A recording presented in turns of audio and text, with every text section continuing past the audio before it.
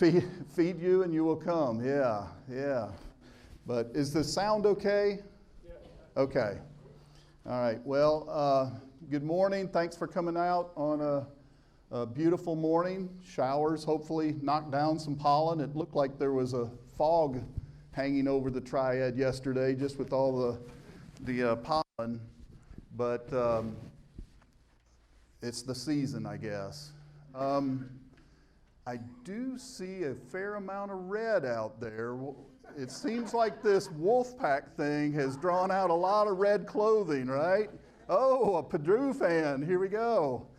Well, it's been interesting and everything, and I'm not a state fan regularly, but I am right now. But go Wolfpack! It's been exciting. Like to see another 1983 actually happen. Sorry, I'm not starting off very well, am I? The Purdue fan here in the front. Anyway, but yeah, we wanted to. You see two really handsome-looking young men right here, right? Well, those mug shots are about 10 years old, and you see we don't look like that anymore. But that's the best we can do. But yeah, I know many people. I don't know everybody, but I'm Tim Webster, President and CEO of Brightspire. I have here to my right, and you'll hear from in a few minutes, Steve Fleming, the President and CEO of the Wellspring Group. And for those of you that were here back last June, we came and presented and shared that we had entered into a letter of intent to merge the organizations and so on.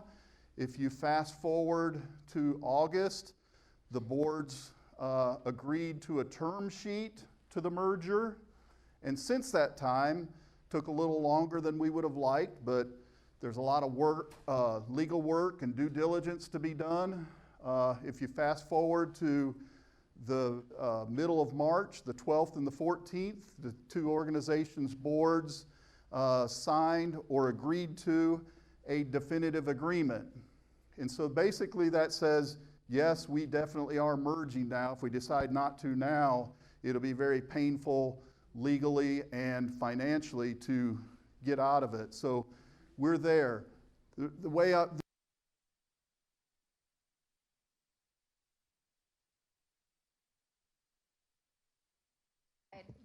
But I'll give you this one until I can get you another one. So this is my avatar, huh? Yeah. Okay. The reason I said we still have one more step to go, and that's the closing. Typically in these transactions, a closing occurs 30 days after the definitive agreement or something like that.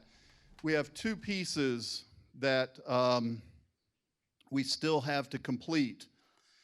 One is we have filed for the new company, and I'll share with you, you've seen it in your slides, you got it in the announcement a couple weeks ago. We have a new organization, parent organization, Contura. We had to file with the IRS a tax exemption application. That's been filed, but we're told today it takes about 6 months to receive that approval. We cannot close, it's not recommended by our attorneys that we close prior to receiving that. So that would put us out as far as September-ish, I guess, 6 months from now. Do you want me to just keep this? Or? No, we're going to switch. Okay. Technical difficulties. I have learned over the years, do what Michelle says, so we're going to switch. Is that right, Tom? Yes. I learned that a long time ago. Very good. Yeah, Michelle's like a work wife. At home, I listen to my wife. At work, we listen to Michelle. And things work a lot better for us. Thank you, Michelle. So anyway, we have the IRS exemption for Contura that we're waiting on. The other thing, and we've been through a process, we feel that this will come much quicker, is the North Carolina Department of Insurance, who regulates us today.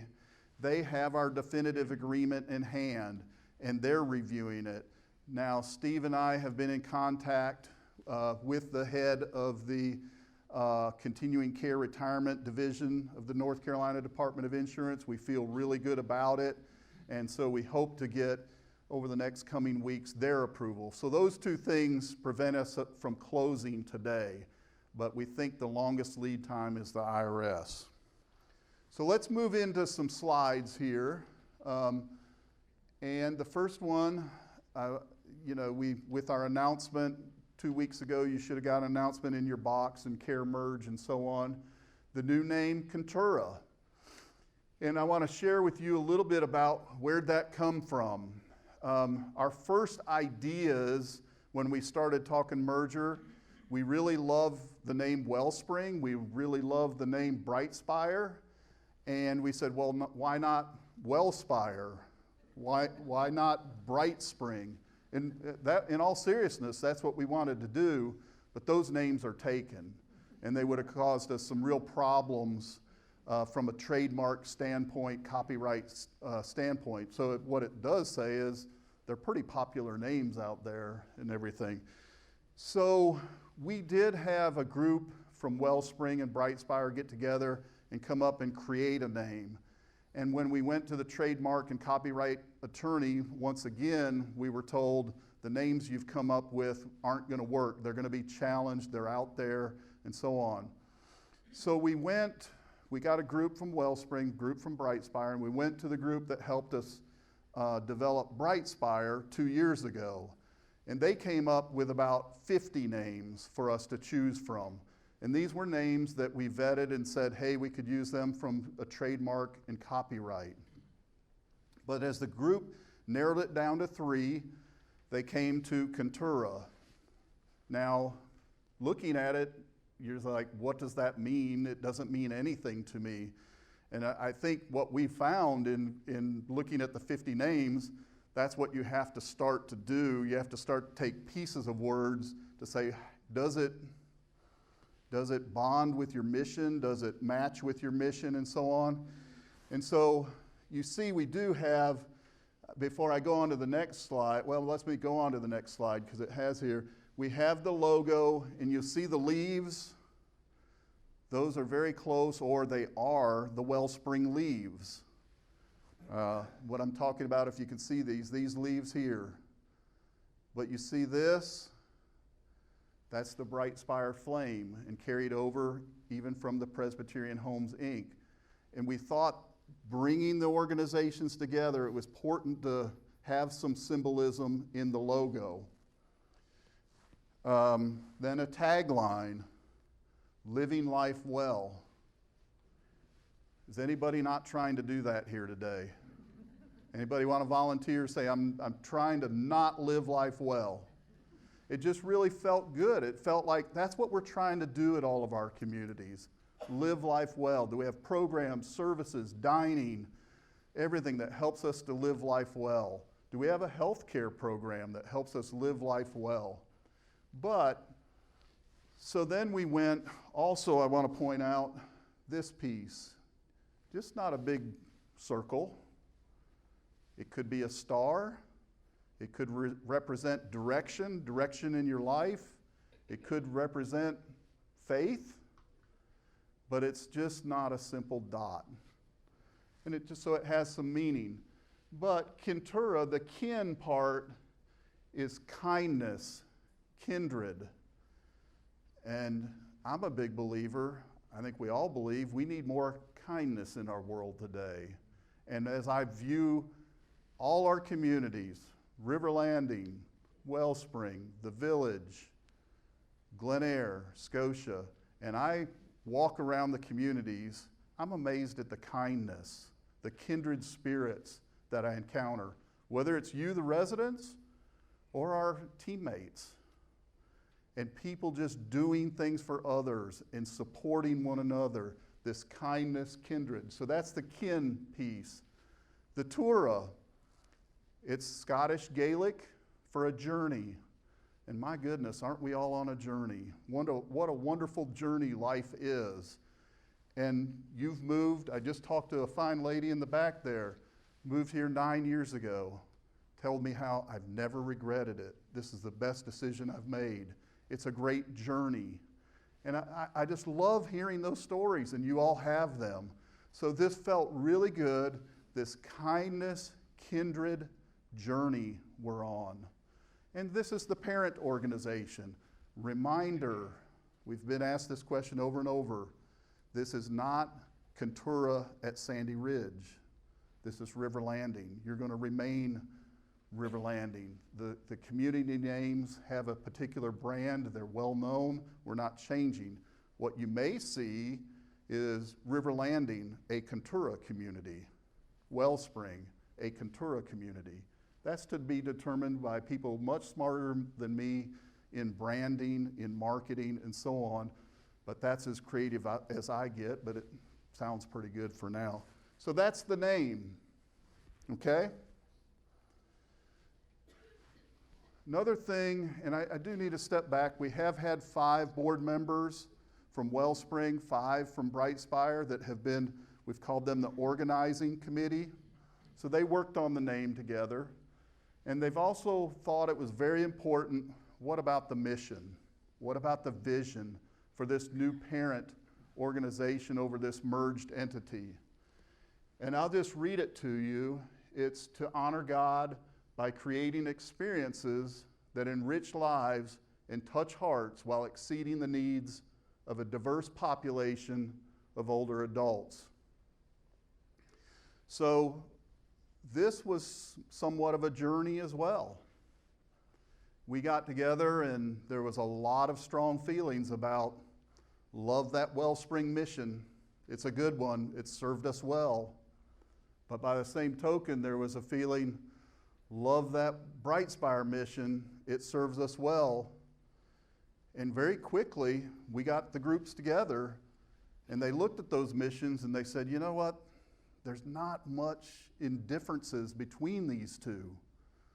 Let's see if we can put these together and make something that's powerful for now as we're getting started. And quite frankly, I think the group did a really good job. I really like that mission. It touches a lot of different areas of business that we're interested for senior adults. And the vision to be a leader in creating a vibrant, diverse, innovative set of services for older adults. That's what we hope to do by coming together, 2 strong entities. So again, this was the organizing committee and putting together the mission and vision. I can tell you, nearly 30 years with Brightspire, we've had 3 or 4 mission and vision statements over my career. So this is today. It evolves because the senior living, the older adult business, if you will, has evolved over time. But I like where we're starting from as Contura. The other thing that, and this is hard to see, you may have to look at your packet. This, yeah. Look at the packet. Can't read it there either. Okay. Well, we'll test the listening skills then. So this is talking about the management team in the organization chart. And this slide, so I can say whatever I want, and y'all don't know if I'm... This is the Contura Board of Directors. And a review here from June, this is not changed. The Contura Board of Directors is made up of 5 from Wellspring, 5 from Brightspire, a resident from Wellspring, any of the 2 communities, and a resident from Brightspire, and then 3 at large. So if I do my math right, that's 15, okay? The 5 from Wellspring and 5 from Brightspire, as I said, they've been working as an organizing committee. There has been a Brightspire resident selected. It's Barry Goldstein. He's from Glen Eyre. And David Sprinkle from Wellspring Retirement Community will serve. And then we've also got an at-large member now, Jane Baker, and she used to serve as the nursing home administrator, the CEO of the North Carolina Board of Nursing Home Administrators. Just thought that having that experience on the board with the long-term care was important. Still looking for 2 other at-large members. But continuing on here, reminder, here's Steve Fleming, and it says co-CEO. Tim Webster, co-CEO.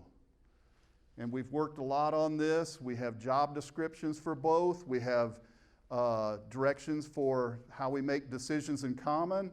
And we have a path laid out when what happens if we can't agree on things and make decisions between us. How does that work? But then I would say right below this, if I'm honest with you, that's where the work really gets done. It's the executive management team. And here you've got Hank Lovern, COO, Julia Hanover and Alan Tutterow, CFOs, Mark Collins, Human Resources, Laura Lowe, Marketing and Sales, Willie Lash, IT, Marisa Ray, Philanthropy, and Lynn Wooten, who is Corporate Communications and Branding. Matter of fact, they're not around a lot, but several of them are here today. So Lynn, you need to stand up, putting you on the spot. Julia, stand up. Marisa, stand up, just so you'll know a few of them. These are part of the senior management team, okay? It's a really, really talented group. It's blending the two organizations, and so really good group.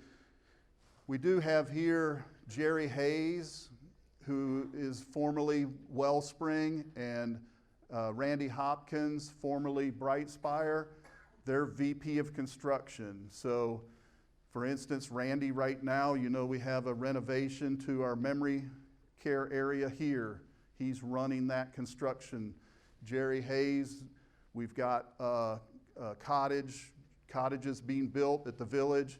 He's managing that. They do a lot of other things, but really, you know, the expansion in senior living going so fast, we're fortunate that we have two people that can manage the construction projects, and that's really important because we in the past had done that with our maintenance director. So here Kevin Essex would do that. We just don't think that's right.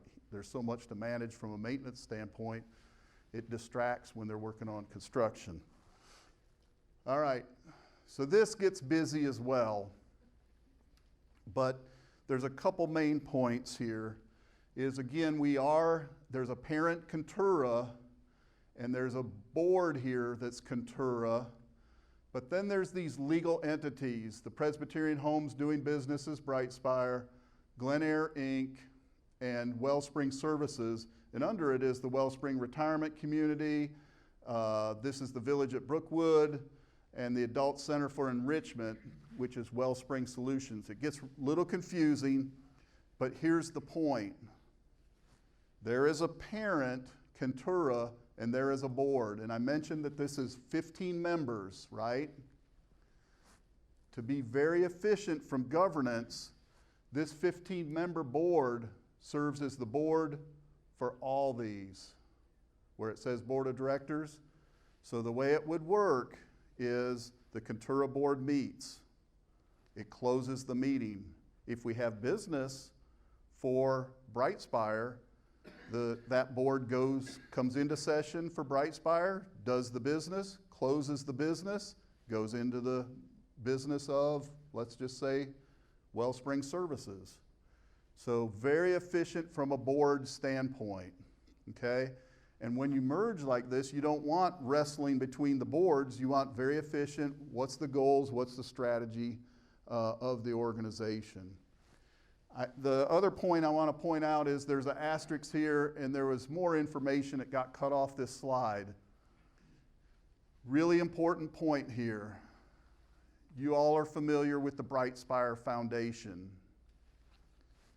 This board does not serve as the board for the foundation. It's separate. Now, its benefit is still to River Landing, Scotia Village, Glenair, not Wellspring, but also this asterisk is because Wellspring has a foundation. It will keep a separate board, and its monies are to support Wellspring Retirement Community only, not River Landing. I tried to negotiate that, failed, sorry, but no. Really just felt it was important to keep the foundation separate.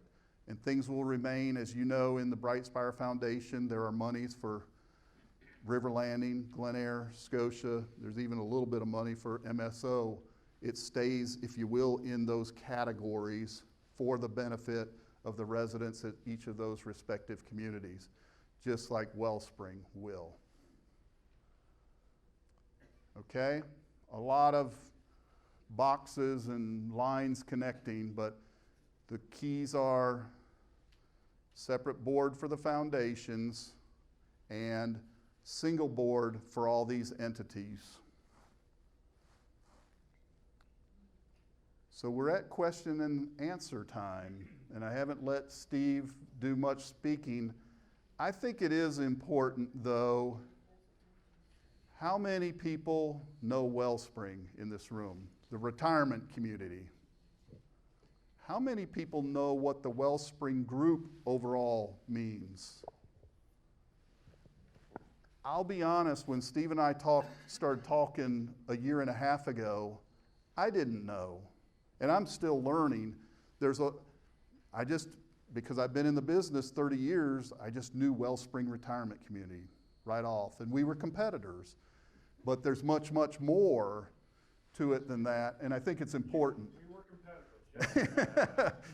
competitors. There's a competitive person over here to the side, but anyway. So I think it'd be worthwhile for Steve to share a little bit about the Wellspring Group and what that means, and then we'll go into question and answers. Well, thank you, Tim, and thank you all so much for allowing us to come back and be with you. We made it through almost a year, guys and gals. I think that's pretty good, and it means we're gonna make it a long time together as Contura. One of the things that is confusing, and we probably did this at Wellspring a while back, is we branded ourselves as Wellspring. And that's not a bad brand necessarily, but when everybody hears the word Wellspring, they automatically think Wellspring Retirement Community, which is, quite frankly, the genesis that started this whole thing. So back in the late 1980s, a group of Presbyterians, Episcopalians, and Baptists came together to form Wellspring Retirement Community. We didn't get off the ground until 1993 when we opened our doors.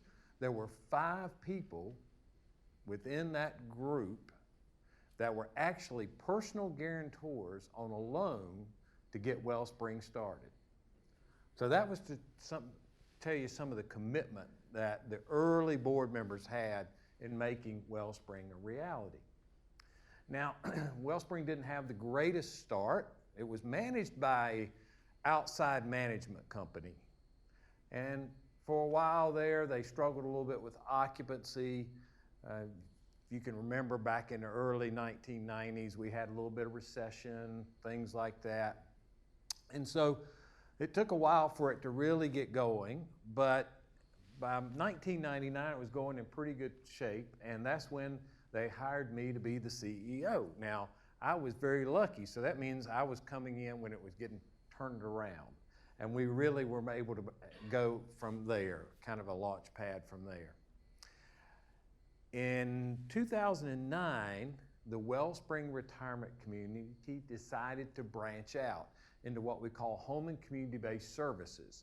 So we had Wellspring Home Care to primarily provide home care services for folks that lived in the retirement community, but also in greater Greensboro. And the other big thing we did is the joint venture with Cone Health, Hospice and Palliative Care of Greensboro, and a former company known as Advanced Home Care to start a program called PACE of the Triad. PACE is an acronym that stands for Program for All-Inclusive Care for the Elderly. And it serves an entirely different population than a continuing care retirement community. Most of the folks in PACE are on Medicaid. They're under $14,000 a year in annual income. And so they qualify for Medicaid. And most of them live in their home. But the PACE program is a at its core, an adult day program with a physician's clinic, therapy. It's almost like an outpatient nursing home. And then it's also wrapped by insurance. So that was something we started in 2009. And then in 2012 and 13, we merged an organization called the Adult Center for Enrichment. And if we went back a couple of slides, you'd see that box on the slide, the Adult Center for Enrichment, because it still exists as a nonprofit entity. But that organization primarily served adult day services, both full and half-day programs in Guilford County. And then in 2017, we began managing the Village of Brookwood. So shortly after we started managing the Village of Brookwood, we, quote, rebranded ourselves to be the Wellspring Group. And then in 2022, the Wellspring Group acquired the Village at Brookwood, which was previously owned by Cone Health. So that was an out-and-out acquisition. So the Wellspring Group is larger than what you know over in Greensboro as far as Wellspring Retirement Community. And when we talk about the 5 board members from each side, the legacy Wellspring Group board members and the legacy Brightspire board members, that means on the Brightspire side, it's Glen Eyre, Scotia Village, and River Landing representation from the previous boards. And on the Wellspring side, it's the Village of Brookwood, it's Wellspring Retirement Community, it's Adult Center for Enrichment. All of those entities are on that side because we had one stop earlier this week where somebody said, well, how come Wellspring Retirement Community got 5 people and we only get 1 from Glen Eyre? That's not how it is. So it's just the different nomenclature we use. Wellspring Group and Brightspire. They're the same multi-site organizations coming together now to be Kentura. So that's a little history on Wellspring. Hope it didn't bore you too much, didn't see too many people fall asleep. We've got a little bit more coffee here if you need it. This slide one of our slides may be off. We've said we had questions and answers. You probably got questions, but we might not have answers. We're going to try our best to answer your questions. When I came to River Landing, I came for one reason, and that was I helped Presbyterian Homes do the first mailings to get here. I also came because when I interviewed River Landing, I got certain assurances that things were going to happen. I check into what you're doing right now, and I'm going to ask a few pretty tough questions. Tax exempt. One of the biggest deals of coming to River Landing was everything was tax exempt. If you gave money to people, you got to write it off your taxes. You did all that.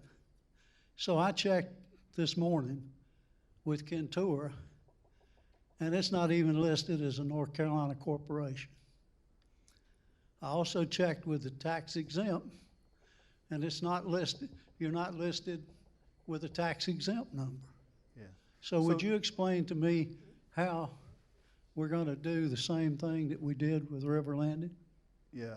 So first, on the Kentura should be listed on the North Carolina Secretary of State's website because it's registered. And maybe they just don't have it there because we have a employee identification number. I have it in my office and everything. That's been executed. Would you give it to me? Because I talked to them this morning and they said no. Yeah, I'll be glad to give you the paperwork. That's done. But as I started out by saying, you won't find it as a tax exempt agency yet because we just filed the application and we feel there's not much we're going to get that, I can't be 100% sure we're going to get granted that, but when you're taking an exempt organization, Wellspring Group, and an exempt organization, Brightspire, and filing and saying there's this new parent Contura, they really don't see any reasons that the IRS wouldn't issue that. But that's what will come in 6 months. So it'll be there. Yeah, and that's why we can't close right now. We're here today saying the boards have agreed to move ahead. We can't close until we have that. Okay, what happens if we don't get it?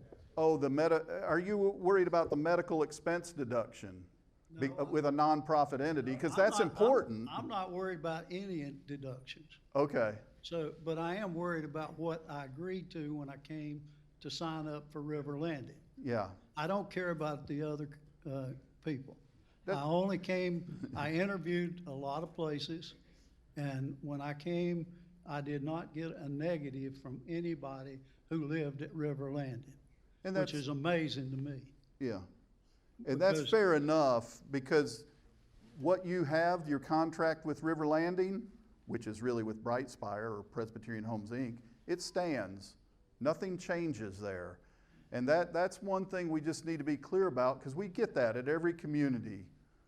Wait a minute, I signed up for River Landing or Scotia or the village at Brookwood.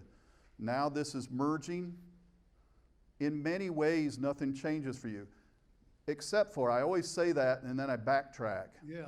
I think it's important for you, because the reason this is being done, one of the reasons, again, one of my mentors early in my career, I've been in this role for 16 years, and I was a 42-year-old that just, quite frankly, didn't know enough, but the board hired me anyway. But I said, I better go find mentors. And a gentleman that I kind of saddled up with that had been doing this for 40 years, he said, Tim, as CEO of the Presbyterian Homes, you have a huge responsibility. I said, I know I do. He said, well, let me tell you how serious. Think about this. As CEO, look out at your residents and say, what good are you or Presbyterian Homes if they survive and Presbyterian Homes doesn't? He said, that's a travesty. You can never let that happen. So why are we merging with Wellspring? We're strong. Wellspring's strong. It's kind of like 1 and 1 together makes 2. Strong and strong makes strength, and actually stronger. And it's with you in mind. The conditions out there are tougher. And we repeat it. The labor, the inflation, the changes in healthcare, all these things together. The landscape's changing out there, folks, and people are coming together to be able to weather the storms that hit us. And COVID was one of them. And it's shaken up the smaller organizations. So it's with you in mind, because these two guys don't ever want to stand up in front of you and say, guess what? We're bankrupt. You're going to have to figure out what to do. And you all will say, good, we were thinking about finding something else to do. No, you wouldn't. Yeah, you'd come after us, and we cannot let that happen.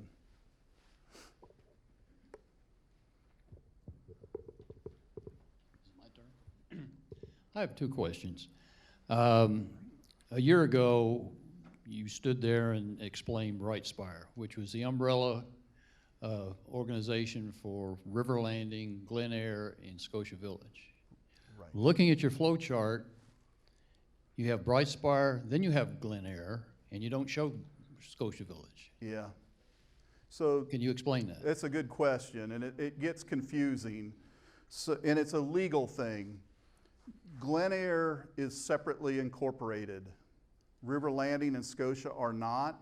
Glen Air, from a legal standpoint, is what is called a controlled affiliate. And so what that means is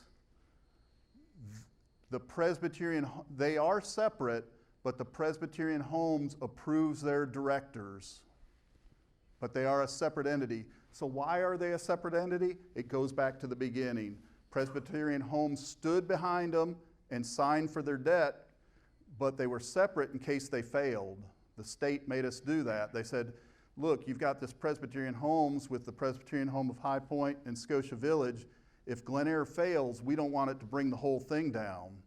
Well, that didn't happen, obviously. And so what about River Landing and Scotia? They're within this, they're operating divisions. From a legal standpoint, they don't even exist out there. Okay, you've got legally it's the Presbyterian Homes. They have 2 operating divisions, River Landing and Scotia. It's kind of legalese, but that's the way it works. So what was the point of Brightspire? Brightspire was just a rebranding. The Presbyterian Homes, I'm a lifelong Presbyterian. It hurts me to say this in some ways, but look, we have to run a business. The Presbyterian was not as inclusive as it could have been. And so rebranding to Brightspire, for those that aren't Presbyterian, may not be of faith, it's more inclusive. Okay. My second question is, this flow chart shows a lot of stuff. What's this going to add to the overhead? Over time, it can make it more efficient. Initially, it's cumbersome.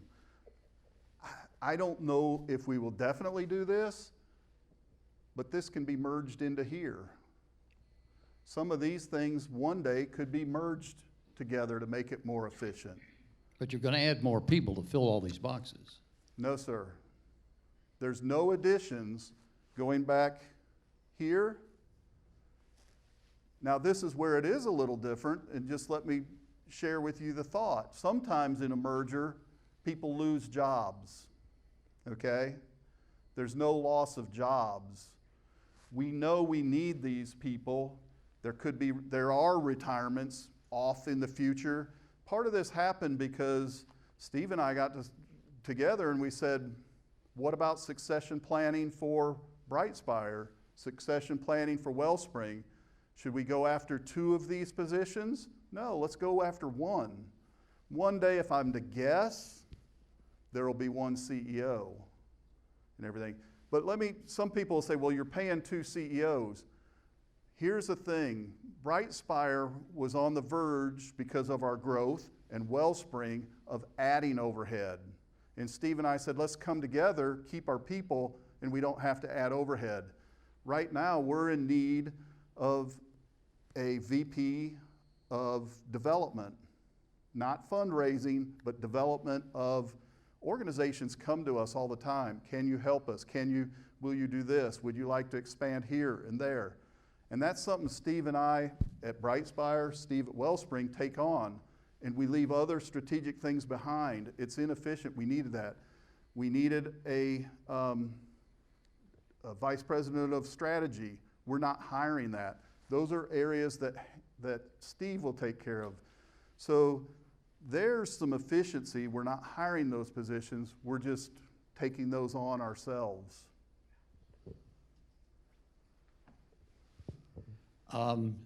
Tim, you just touched on that Steve has got sort of organizational responsibilities, and I think yours are operational responsibilities. Correct. I wonder if both of you might take just a few minutes to sort of talk to us about what you see as your major concerns, as you've had about a year now to begin thinking about this, and some of the major accomplishments you'd like to have. I know we're not finalized till we get the IRS approval, but just sort of talk us through some of your thoughts about each of your areas in terms of challenges and things that you're concerned about and hope to accomplish. I'll start out and talk about a little bit about strategy, which is my area of, I guess, where I'm point person, but obviously Tim and I share everything. One of the first things we're going to have to do is work with our board and work with the communities on strategic planning, getting a forward look ahead. Where do we need to be? Tim touched on it. We get a lot of requests from time to time about people assisting them doing either with a new expansion or perhaps a management of their current campus. Those are all things that we also will touch on. But things need to be done on this campus. They need to be done on the Wellspring Retirement Community Campus in Greensboro. They need to be done on Village Brookwood campus. All of those things need to be done, and they will come under a strategic plan that's primarily driven by the executive directors of the campuses and then comes up through the full board in terms of approval of what we do. So that's kind of what I see as a little bit about strategy. The other thing we really want to touch on is back to our mission statement. To serve a diverse need, to exceed the needs of a diverse population of older adults. So we are a nonprofit. And we're nonprofit for a reason. We don't pay taxes. And one of the reasons the government says you don't have to pay taxes is that you will serve people regardless of their income and regardless of where they are. And the same can be said for our campuses. No one ever gets kicked out of our campuses. We have benevolence funds, we have other funds that we use to take care of individuals that run out of money. And those are important to us to continue to expand who we serve, whether that's through a more affordable housing that we're already sponsoring 2 now in Raleigh. Maybe we can do more in the Triad. There's a huge need for this, and not only in our local area, but in the state and in our nation as far as housing for older adults, especially those that might not be able to pay what a continuing care retirement community cost. Then there's also this market we call the middle market. Might consider it a rental, where people could never afford again to move into something as nice as a River Landing or a Wellspring retirement community or any of our other Contour communities. And so what can we offer them down the road? So those are all things we have to keep in the back of our mind as far as strategic plan. We also have to keep all of our budgetary issues in mind as well. We have to keep you in mind. How can we look as a strategy to find alternative sources of revenue other than just monthly service fees? Because other than monthly service, right now, monthly service fees drives us. And that's your dollar. And we have to try to find other means in addition to serve, because we have a mission. Our mission is to serve older adults. And we need to find perhaps other sources of that revenue rather than just on the campuses themselves. Lastly, we have big needs in the philanthropy area, especially on some of our campuses. Our benevolence assistance is growing in terms of what's needed. Folks are living longer than they ever anticipated, and their resources are running out. And it's our obligation to take care of them. So Marisa and her team will be working hard at trying to establish more funding so that we can build up our foundations, so that we can take care of those who won't be able to take care of themselves financially. And that's great. The only thing I would add to that, more on the operations, because I am on the operations, is, first thing is transition. We have 2 accounting systems, we have 2 health plans, we have 2 of everything.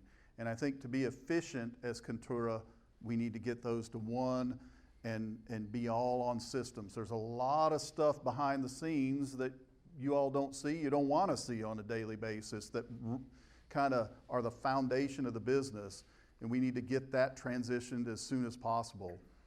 You learn from your mistakes. It took us 7 years at Friends Homes, although that's a little different because it's management. You can't transition everything. That's a big mistake on Brightspire's part.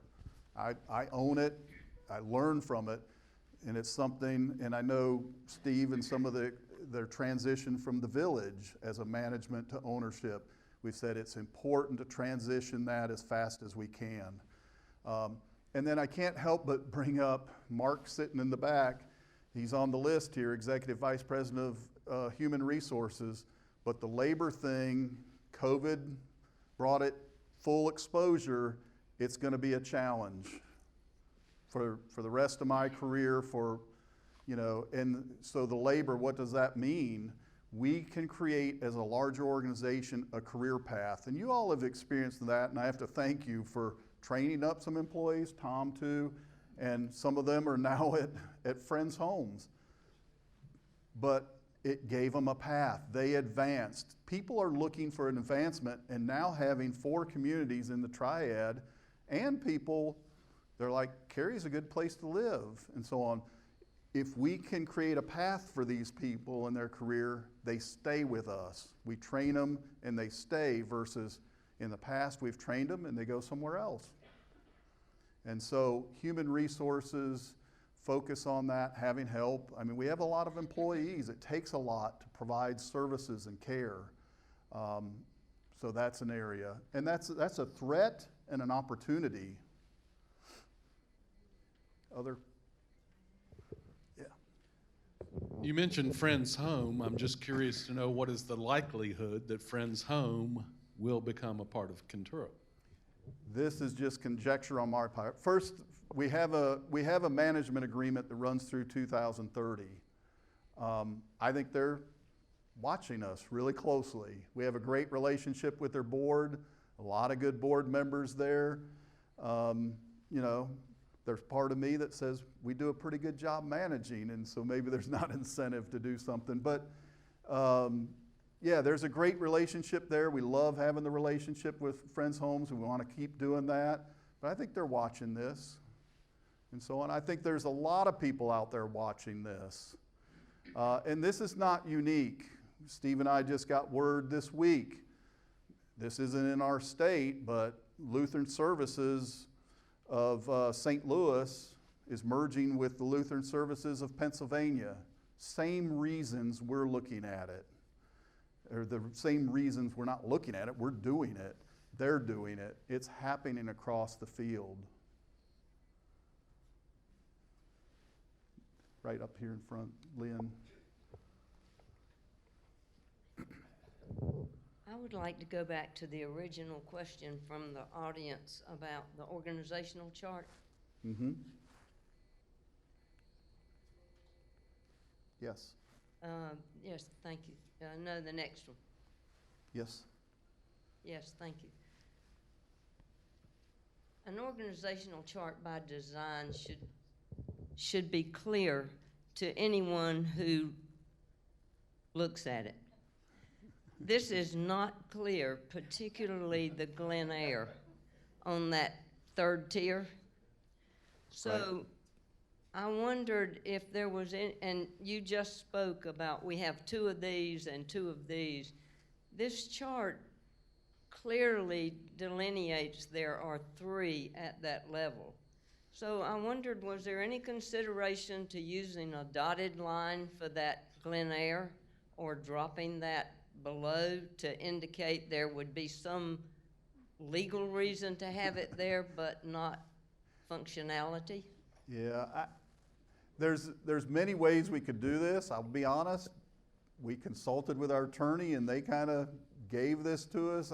Again, it's from a legal standpoint. That's all I can say, is they're showing how it falls out. I don't know if it's the fact that River Landing's not listed that's bothering you, or again, the real point of this slide is just to show that there's a board that serves in about 7 different entities, and that's just the legal structure you have. It's not so much about Glen Eyre Inc., Wellspring Services Inc., and so on. There's one board that is responsible for all of this. Tim, we're competitive. We don't want Glen Eyre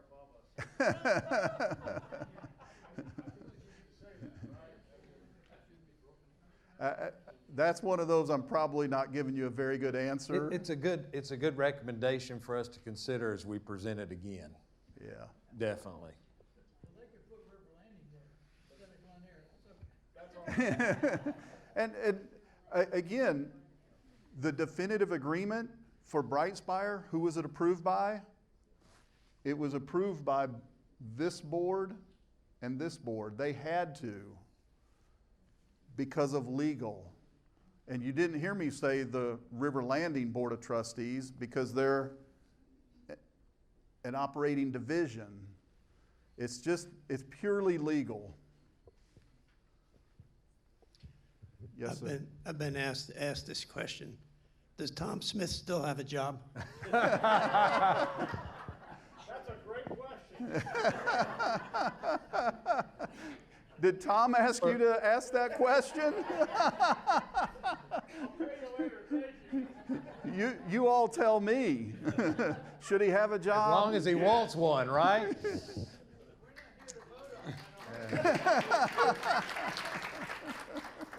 I have a question. You mentioned before that you have developed some operating procedures for how you two relate to one another, how you resolve conflicts, how you agree how things should move forward. Could you talk about that a bit? Yeah, so that was, yeah. So it's something we're going through. I mean, we rode down here in my car this morning. We said, this is going to be really hard. Who drove? I did, yeah. He's got a company car. Yeah. So he gets to drive everywhere. Don't tell them that. They pay for that. I know. Don't remind them. They pay for my mileage, so you know. So again, we went, you can say Steve and Tim went through counseling, but we did have a coach for a long time because how is this really going to work? There's no doubt about it. I love the Brightspire team and the collaboration, but if we can't make a decision, I know I make the decision at the end of the day. I've seen Steve work with his team. They got a great team and they collaborate and talk about strategy. But at the end of the day, I've seen him, he made the decision. So we said, now what are we going to do? We're going to have this team, we're going to collaborate, and they're going to look at Steve, they're going to look at Tim, what are we going to do? And everything. And there's so much respect. We talked a lot about respect and trust. We also, believe it or not, there's 10 or 12% of organizations out there that have co-CEOs. So we did a lot of studying. We got some coaching, and we developed our job descriptions, how we make decisions together, how, if we end up in conflict, we're going to do it. It's not going to be easy. We know it. But I think respect and trust for one another. And it is a little different, but I've been married coming up on 33 years. And if the marriage isn't built on respect and trust, it comes apart. And I think working together is the same thing. I think we have to learn that I'm in operations. It's not a silo, but that's where I primarily stay. He's in business development strategy. That's where he primarily stays. But we communicate back and forth. Communication was a real big thing in this. So I hope I'm getting at some things you might want to add. Yeah, so we have, as part of the definitive agreement, it is in writing a dispute resolution process that we have. If for some reason we couldn't come together on whatever decision.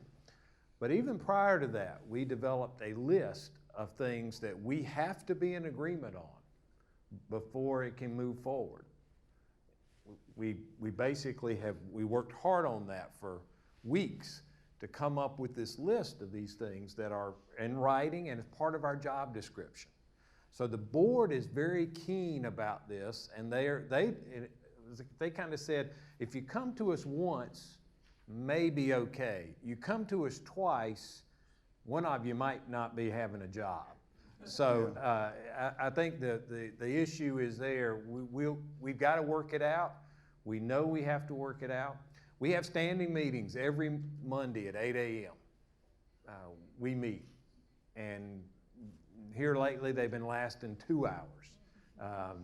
And we're covering an agenda of things. And of course now we're starting the transition teams with transition items. But we're just getting into some of the decision making. And that's where we're finding it, you know, it's a little sticky at first. But it'll smooth out. I have no concern about that. The other thing is, not so much Tim, I'm going to take more of this. although it's his wording, we're on the back nine of our careers. And so that makes it a little easier too. That is one regret that I personally have, that I don't have 10 to 15 more years to give to this, because I really think this organization is just going to do some wonderful things. I have one more question. Why was nobody put on the board of directors from Riverland and the other organizations? I talked to the people at Wellsprings. They said nobody ever asked them to be on the board of directors. And my neighbors started Wellsprings Yeah. by putting up a whole lot of money. They were one of the first 6 people at Wellsprings that put up a tremendous amount of money to start Wellsprings. Yet none of them know anything about what's happening today. Well, I don't mean to be argumentative, sir, but no personal money was used at Wellspring. They were guarantors for a loan that was going to be.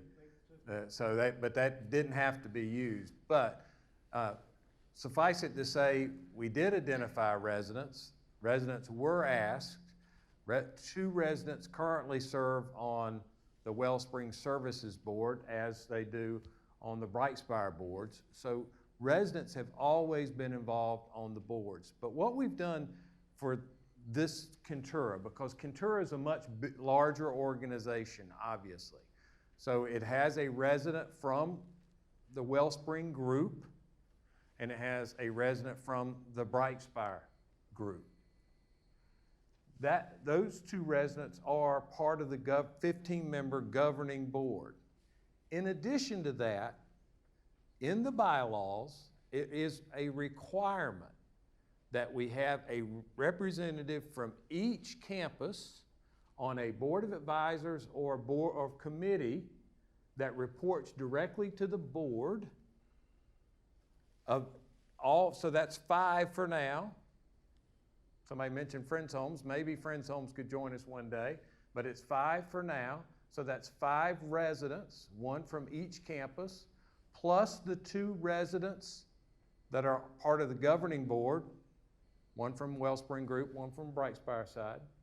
And then the board chair, the board vice chair, and the 2 CEOs make up this group that has to report to the board at every board meeting. They have a separate meeting, and they will have their own agenda, and they will have a report out to the board at each board meeting through the residents that are on the board.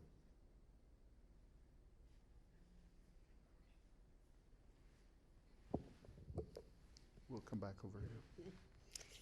Okay, this may sound minute, and I know you have your mission statement, but it seems to me that one of the first things that when we came here that I loved about River Landing was the fact that they felt like they honored God.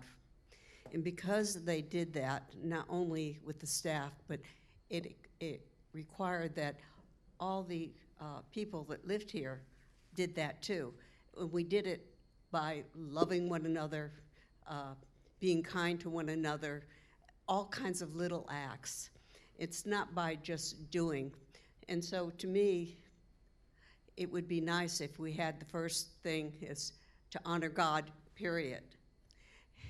And then you do different things. But if you had that as the first, the preeminence, then it says something to not only the staff, but even the residents. That's what our first primary calling is. Yeah. I'm not totally sure how to answer that. I appreciate that. I do see that's the way we start, just like we do today.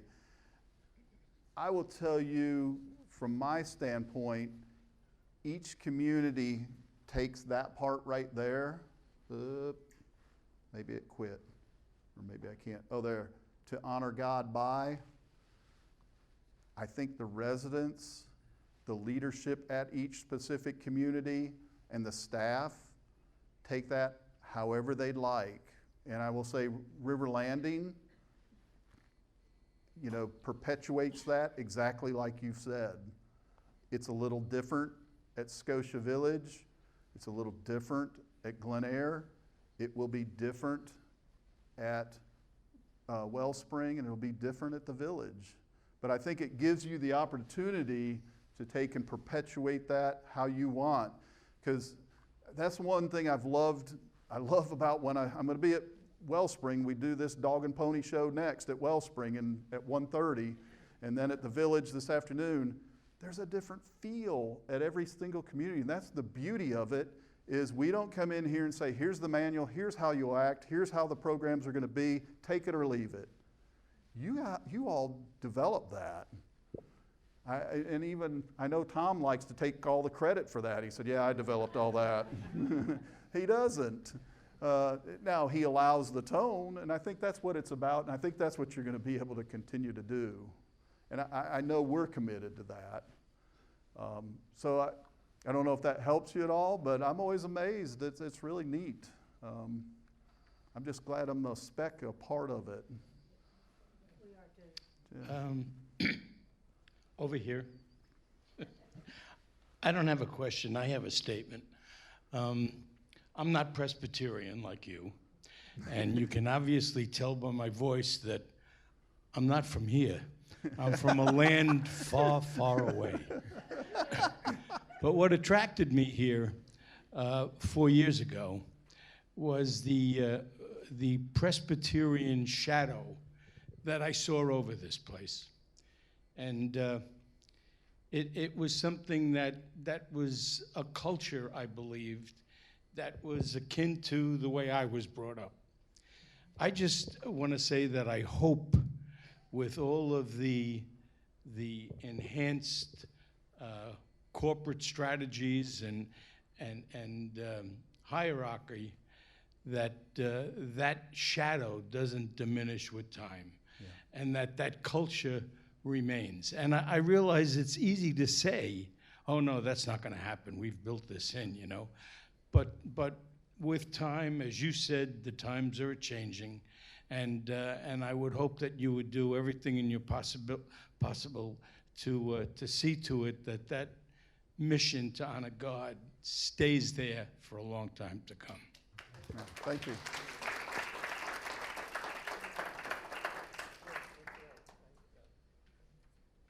Other questions?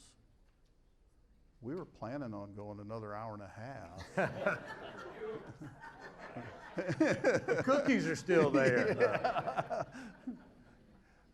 Okay, well, thank you. Thank you all. Thank you for your attention, and we'll be here for a few minutes if you have other questions.